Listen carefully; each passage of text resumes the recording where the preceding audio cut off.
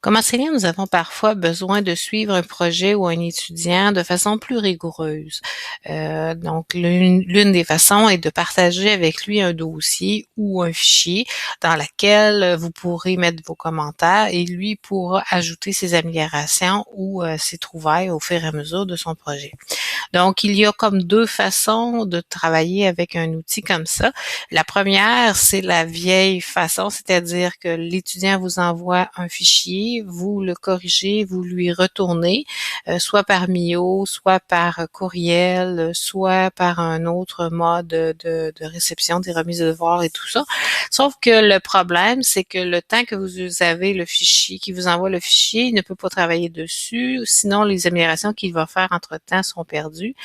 Et vous, d'un autre côté, vous devez absolument attendre qu'il vous retourne un fichier pour pouvoir travailler. Donc, parfois, on doit faire des rappels, faire des actions, et c'est pas toujours évident avec des étudiants, surtout s'ils sont en stage, s'ils sont à l'extérieur. Donc, une autre façon de fonctionner de façon plus efficace, c'est d'utiliser un outil infonuagique, donc soit le journal de Moodle, ou bien si vous avez la chance d'avoir une suite Office 365 au collège, vous pouvez utiliser un fichier commun dans lequel les deux vous partagez ce fichier et vous allez pouvoir travailler les deux dans le même fichier. L'autre façon aussi, ce serait d'utiliser un Google Doc de la même façon en le partageant.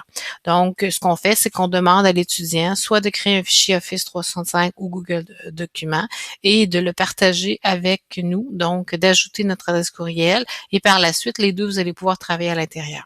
Si vous n'avez pas cette possibilité-là, mais que vous avez Moodle, ce que vous pouvez faire, c'est créer un journal de bord à l'intérieur de Moodle. Donc, vous cliquez sur Ajouter une activité ou une ressource. Vous allez chercher le journal et vous cliquez sur Ajouter. Donc, ce que Moodle va faire, c'est qu'il va créer un journal pour chaque étudiant, donc qui est accessible seulement à l'étudiant et à l'enseignant ou aux enseignants qui ont accès au cours. Donc, je vais lui donner un nom. Donc, je vais l'appeler Journal de bord de stage. Et je vais lui donner comme critère qu'il est toujours ouvert, comme j'aurais pu faire un journal de stage pour chaque semaine et demander à ce qu'il soit fermé au bout de 7 jours. Est-ce que je vais lui mettre une note? C'est à vous de le décider. Moi, pour l'instant, je vais mettre pas de note parce que je veux que ce soit une activité formative, mais ça ne veut pas dire que le prochain journal ne sera pas sommatif. Les autres réglages courants, je vais sauter par-dessus et je vais cliquer sur Enregistrer et afficher.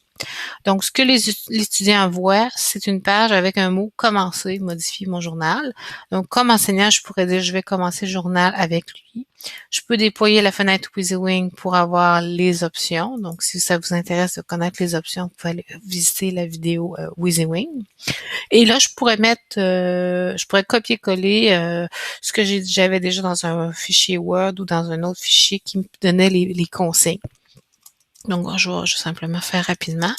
Donc, disons que j'ai des consignes à lui donner. Ce qui va arriver, c'est que l'étudiant, lui, va arriver ici, va voir ce que vous avez écrit. Et il va pouvoir continuer en modifiant le journal à la suite. Donc, c'est un texte en continu. Donc, peut-être qu'il serait important que vous utilisiez une couleur précise et que vous lui demandez d'utiliser une autre couleur. Si y a plusieurs étudiants qui veulent avoir accès au même journal, à ce moment-là, chaque étudiant pourrait choisir une couleur donnée. Voilà. Donc, c'est une façon de suivre les étudiants qui sont en stage ou les projets qui ont besoin d'un suivi.